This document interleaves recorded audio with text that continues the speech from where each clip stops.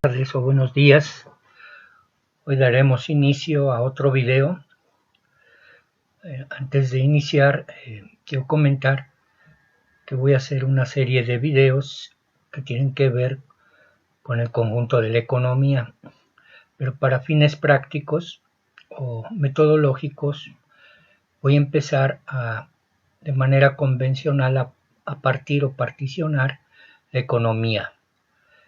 El primer video que ya elaboré fue el referente a peso fiscal, donde hago una exposición de los resultados al primer trimestre de este año, de los resultados que ofrece la 4T sobre lo que es las finanzas públicas. Hoy vamos a hacer otro video que va a tratar sobre comercio exterior. Muy bien, en el presente video trataré el tema de comercio exterior. En este tema se usan normalmente muchos tecnicismos para hacerlo poco comprensible y accesible al pueblo, por lo que trataré en la medida de lo posible usar menos tecnicismos y tratar de desmenuzar cada uno de los componentes del comercio exterior, de acuerdo a la balanza de pagos. Por lo que les pido su comprensión y paciencia, considerando que por cuestiones metodológicas y niveles de abstracción es necesario empezar con algunos conceptos poco familiares, pero que en el transcurso del análisis trataré de exponerlos lo más claro y sencillo, con el propósito de una mayor comprensión sobre el tema. Asimismo, para una mejor comprensión trataré de apoyarme en gráficos como parte del análisis, haciendo más visual los cambios en los elementos, así como el uso de datos oficiales para darle un soporte y validez al análisis. Las fuentes principales consultadas son Banco de México, INEGI, Banco Mundial y el Manual de Balanza de Pagos del Fondo Monetario Internacional. Cabe señalar que los documentos en general que hacen los tecnócratas están lejos de un análisis objetivo. Solo hacen descripciones de violín, es decir, que solo indican que hubo un cambio, ya sea que subió o bajó, sin explicar de fondo cuáles son las causas reales y los efectos de esos cambios en el corto, mediano y largos plazos, tanto para el país como para el pueblo. Solo le interesa a los tecnócratas mantener un régimen donde se beneficie la clase capitalista, tratando de esconder la realidad con el manejo de conceptos e información poco inteligible hasta para ellos mismos. Los tecnócratas neoliberales basan sus ideas en teorías burguesas que han sido refutadas por la realidad, haciendo de la economía no una ciencia, sino una ideología burguesa, en particular el comercio exterior. Para este grupo de intelectuales orgánicos, solo es para iniciados, ungidos o egresados de colegios privados del país, como el ITAM, el TEC de Monterrey, la Universidad Iberoamericana, la Escuela Libre de Derecho y escuelas del extranjero, los cuales, desafortunadamente, sin ninguna experiencia, han ocupado puestos importantes como presidente, secretario de Hacienda, gobernador de Banco de México y gerentes de organismos financieros internacionales como el Banco Mundial, el Banco Interamericano de Desarrollo, etc. Empezaremos con la categoría comercio exterior. De acuerdo a la concepción marxista, podría decirse que es el comercio de exportaciones e importaciones de mercancías y de capital financiero de un país con otros países. En el capitalismo actual, el objetivo principal del comercio exterior radica en el afán de los capitalistas y sus transnacionales de obtener altas ganancias. En el capitalismo, el desarrollo del comercio exterior se halla condicionado por las desproporciones o desequilibrios que constantemente surgen en determinados sectores económicos por el aumento de la producción de mercancías y el flujo de capitales, más allá de los límites relativamente estrechos del mercado interno. Bajo el capitalismo imperialista, el comercio exterior, se convierte en un arma de los monopolios en su lucha por los mercados mundiales y por las fuentes de materias primas. Se utiliza para someter económica y políticamente a los países menos desarrollados o neocoloniales o neoporfiristas en nuestro caso, para explotar a la clase trabajadora de estos países. Como siguiente categoría veremos la balanza de pagos, la cual registra las transacciones entre residentes y no residentes. A su vez contiene las categorías balanza en cuenta corriente y balanza de capital. Sus registros de estas son el resultado del intercambio comercial entre países, es decir, la diferencia de las exportaciones de mercancías y capitales y las importaciones de mercancías y de capitales. Estas diferencias pueden presentar un superávit o déficit dependiendo hacia dónde se incline la balanza. De principio, los resultados cuantitativos registrados en la balanza de pagos, es decir, los números o datos de las transacciones con el exterior, por sí mismos no son del todo indicativos o relevantes, sino lo relevante son las causas cualitativas y los efectos que se tengan sobre la transformación de las condiciones materiales de vida del pueblo y no únicamente sobre la clase capitalista, en especial de la oligarquía financiera, como lo presentan la descripción de violín que hacen los tecnócratas en los documentos oficiales, como por ejemplo en el informe anual del Banco de México y los criterios generales de política económica que presenta la Secretaría de Hacienda y Crédito Público a la Cámara de Diputados, junto con la Ley de Ingresos y Egresos, así como de las explicaciones sobre las expectativas o estimaciones de los cambios en el comercio exterior. Podemos decir también que normalmente sus estimaciones que presentan son poco cercanas a la realidad. Para no ir muy lejos, se estimó para este año un precio de la mezcla mexicana del petróleo de alrededor de $40 por barril. Ahora este precio ronda los $70 por barril, es decir que presenta un error de estimación por parte de la Secretaría de Hacienda del 67%, una buena estimación. Normalmente debe de estar por un 5 o 10% arriba o abajo de la realidad. Punto número 1. Pasaremos ahora a la balanza en cuenta corriente. Esta registra, por una parte el valor de las mercancías que exportamos como petróleo, minerales, automóviles, camarón, aguacate, así como los egresos de los residentes que viajan al extranjero, entre otras mercancías y servicios. Y por otra parte las mercancías que importamos como alimentos, maquinaria, equipo y bienes intermedios, entre otras mercancías, así como los ingresos de viajeros que vienen a México por negocios o turismo. Durante el periodo de la 4T, en lo relativo a la balanza comercial, se observa en la gráfica un constante superávit tendente a seguir creciendo. Esto se da en la medida en que se recuperen las economías del mundo y la nuestra de la pandemia, así como por el desastre que hicieron los neoliberales por todo el planeta. Normalmente exportamos materias primas e importamos mercancías con un alto contenido de capital orgánico versus mercancías con alto contenido tecnológico. Como se observa en la gráfica, también existe un permanente superávit de viajeros, esto por la reactivación del turismo, dada la tendencia a disminuir la pandemia. los millones de vacunados. Es decir, que en el caso de México tenemos un balance positivo donde son mayores los ingresos que los egresos.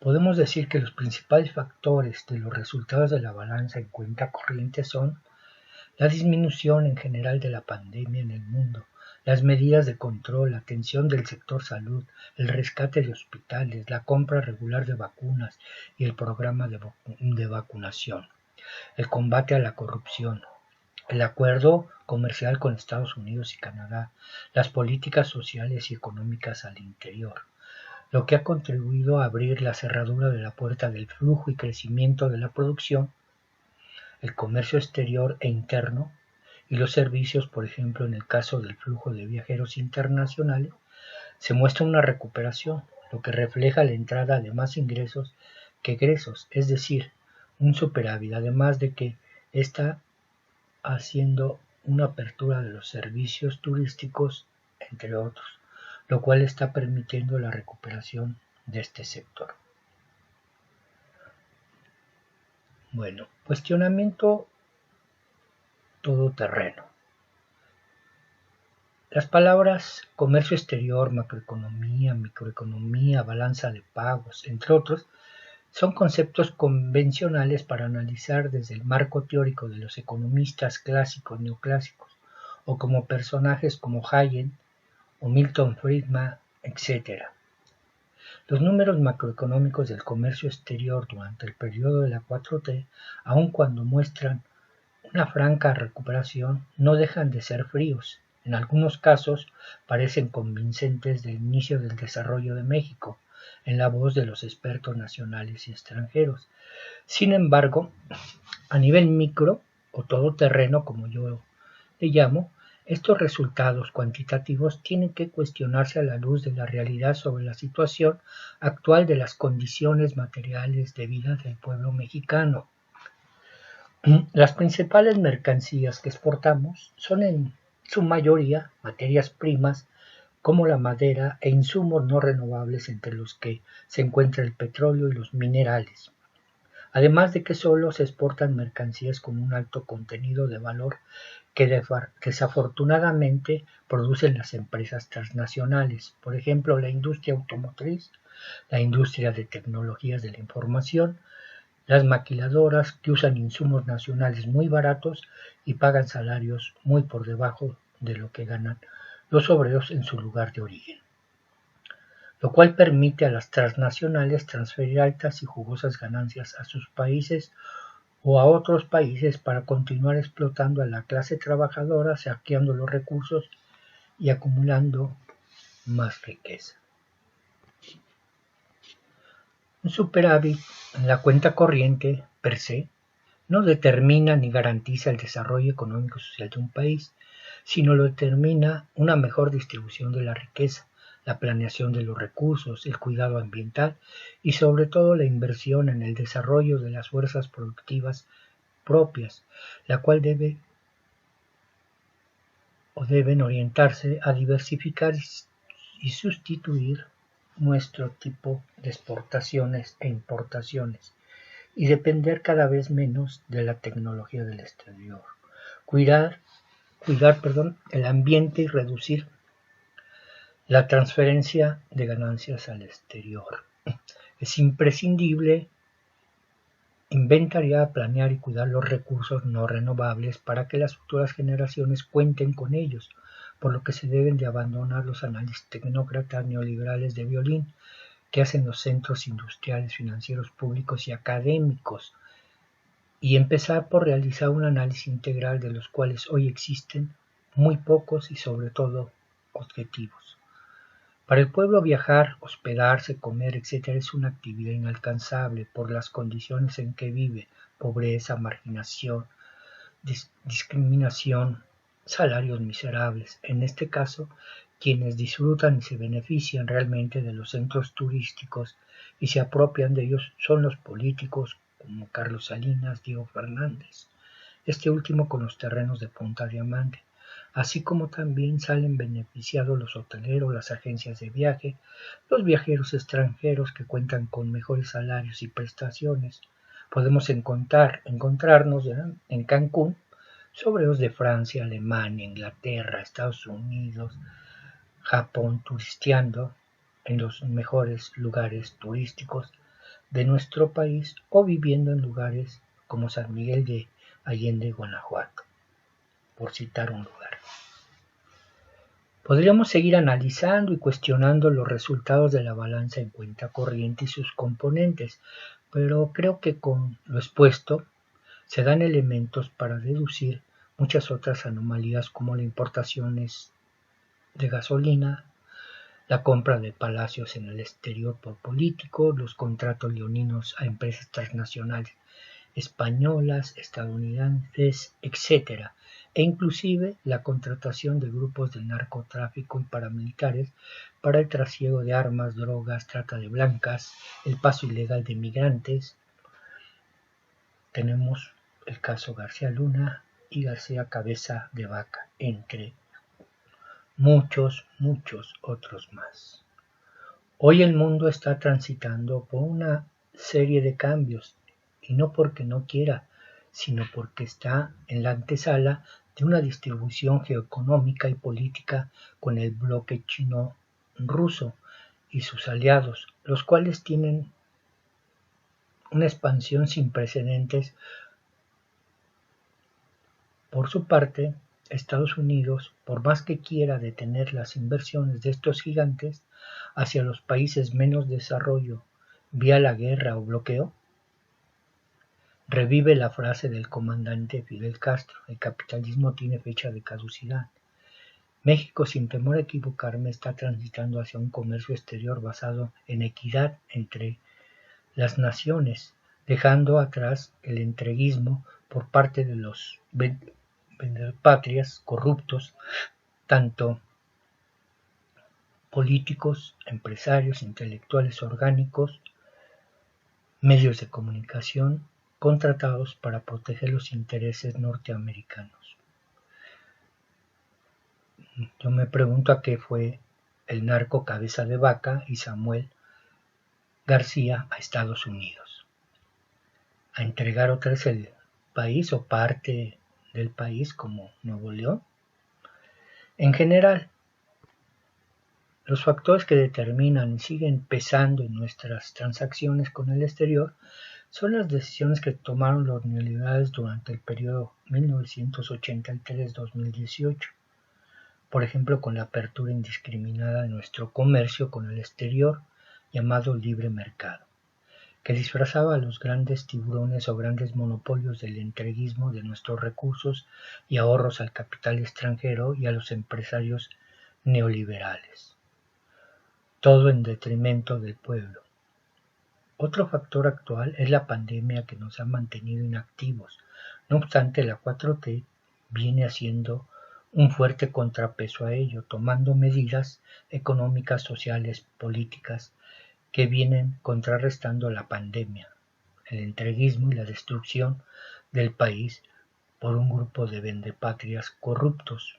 Hoy la 4T obtiene resultados sin precedentes como la estabilidad y solidez del peso frente a monedas como el dólar, el euro, en fin, el aumento sin precedentes de las reservas familiares, la recuperación del precio del petróleo y el aumento de las reservas internacionales.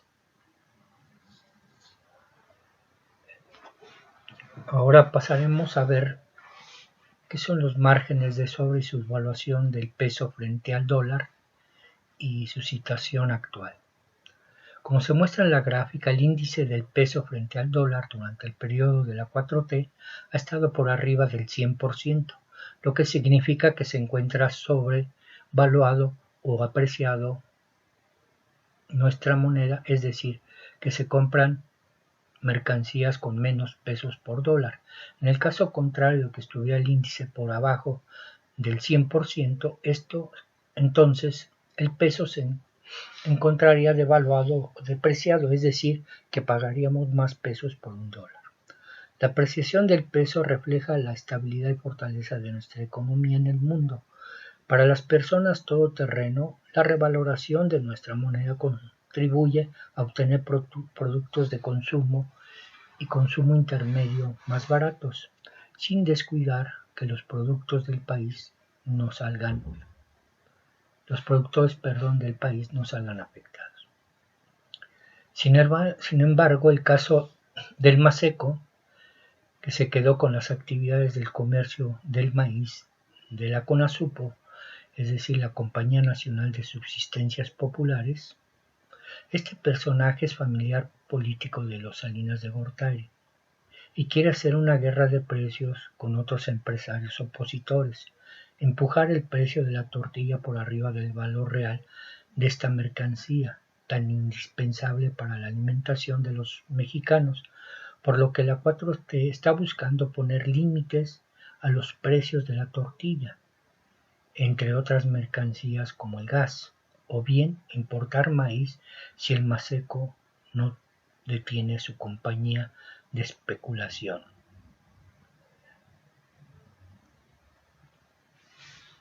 Ahora seguiremos con lo que es el precio de la mezcla mexicana del petróleo. Este se viene recuperando ahora, está alrededor de $70 por barril, precio muy por encima de los $42 por barril que estimó la Secretaría de Hacienda y Crédito Público para este año en el documento Criterios Generales de Política Económica 2021. Estos excedentes permitirán al gobierno federal fortalecer las finanzas de Pemex y hacer frente al pago de la deuda y financiar el déficit presupuestal, considerando que los recursos de los programas sociales y proyectos de inversión en operación están garantizados. No podemos repetir la historia de Fox, Calderón y Peña,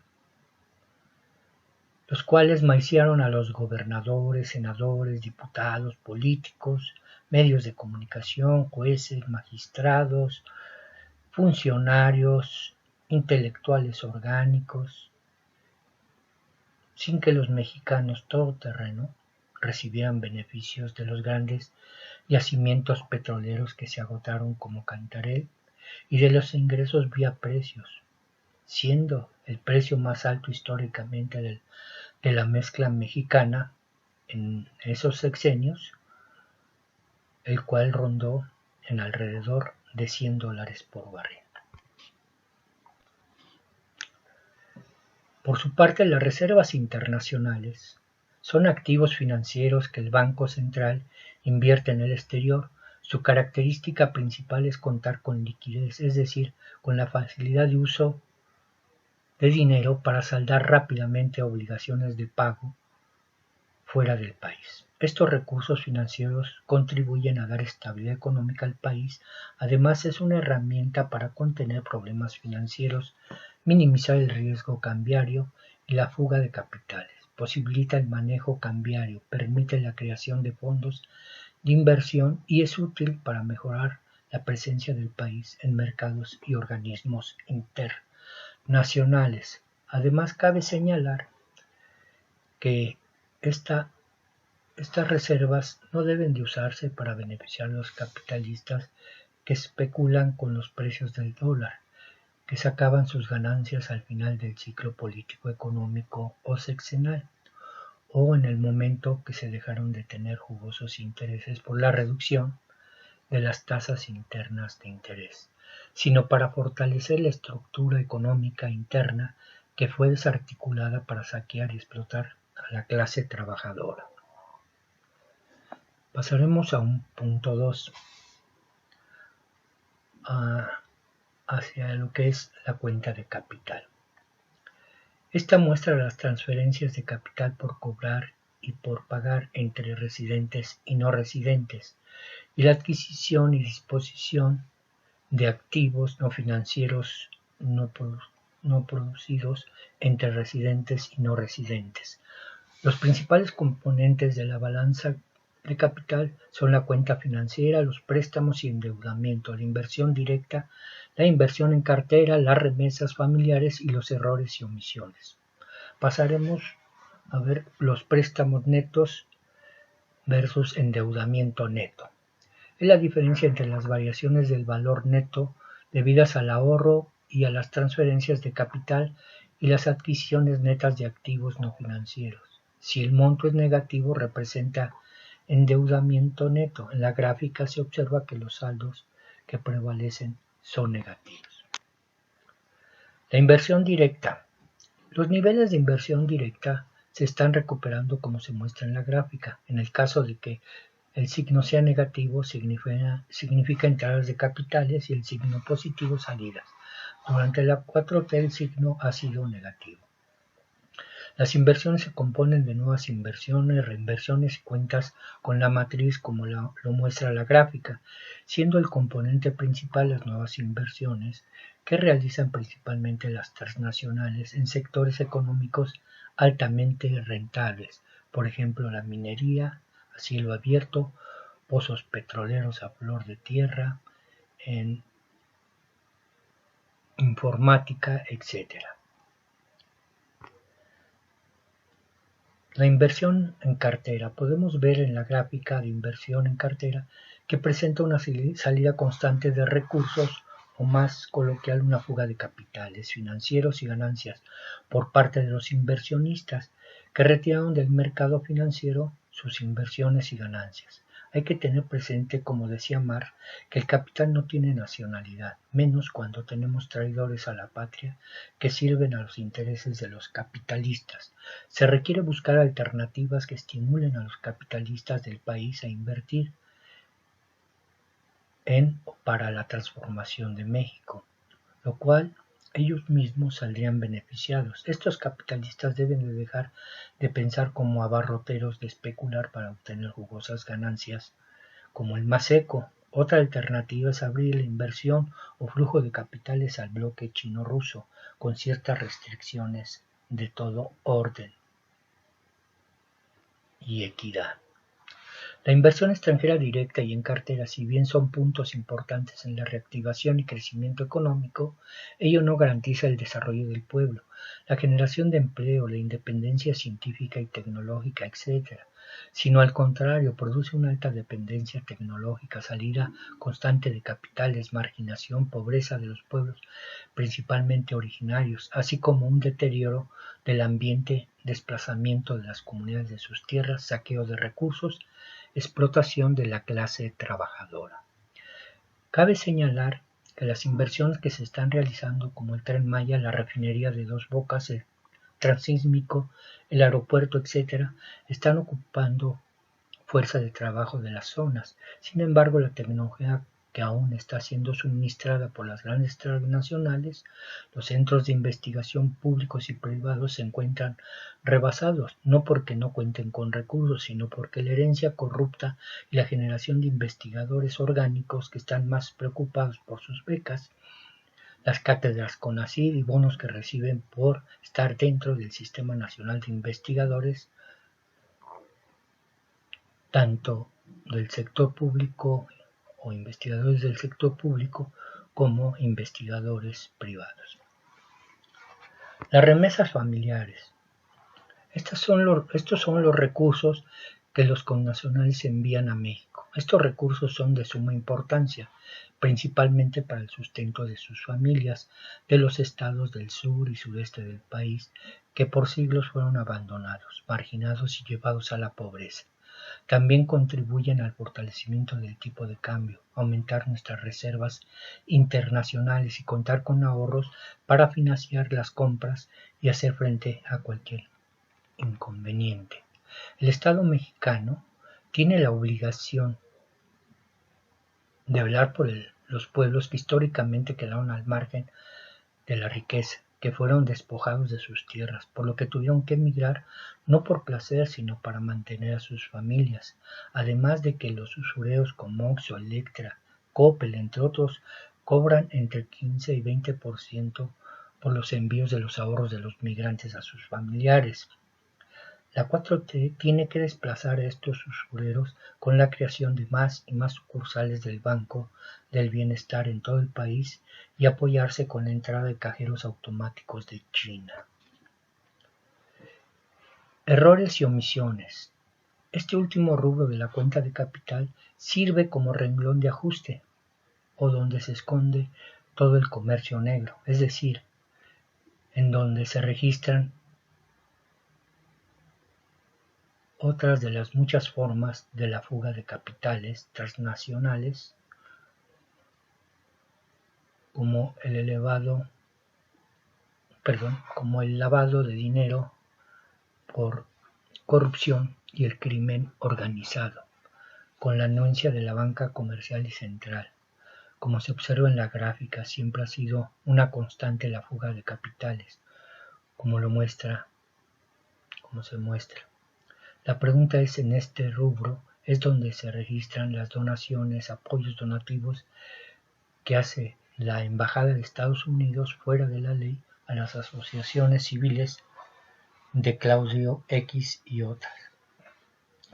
En síntesis, la política exterior, con la firma del Tratado de Libre Comercio, las buenas relaciones diplomáticas de México con el mundo, incluyendo Cuba y Venezuela, el manejo integral y la vinculación con las políticas internas, sociales, económicas, ambientales y culturales. Los pendientes serían reducir la migración, depender menos de los recursos financieros del exterior, administrar mejor los recursos no renovables y desarrollar una ciencia y tecnología propia. Por último, sería conveniente que otra vez regresara la empresa Conasupo, porque era la que hacía el balance entre el comercio, el consumo, con las grandes empresas comerciales. Hoy tenemos Oxxos, Sorianas, Electras, Walmart, Sam's, en fin, que son los que nos controlan los precios. Ahora bien, el regresar esta empresa de Conasupo nos garantizaría al pueblo de todo terreno, por lo menos garantizar, otra vez la redundancia, para contar con lo básico o con la canasta básica. Bueno, también yo pienso que con sus debidas restricciones o análisis, nos debemos de subir ahora al tren de la expansión del bloque chino-ruso. No como lo hacían los neoliberales, de entregar nuestros recursos, sino hacer un intercambio equitativo entre estas naciones y no salir siempre perdiendo nuestros recursos y también incluyendo como recursos la fuerza de trabajo que se tiene que ir al extranjero. Bueno, es todo por lo que se refiere a este video. Seguiremos haciendo otros videos convencionalmente por partes para no saturarnos de conceptos y un manejo un poquito más serio. Ahora bien, pues me despido de ustedes. Espero que le den suscribirse a este video, que lean los demás, me apoyen leyéndolos. Y por otro lado también pues, le agradezco, como siempre, a mi esposa y a mi nieto, que de una u otra forma contribuyen a este video. Bueno, hasta la próxima.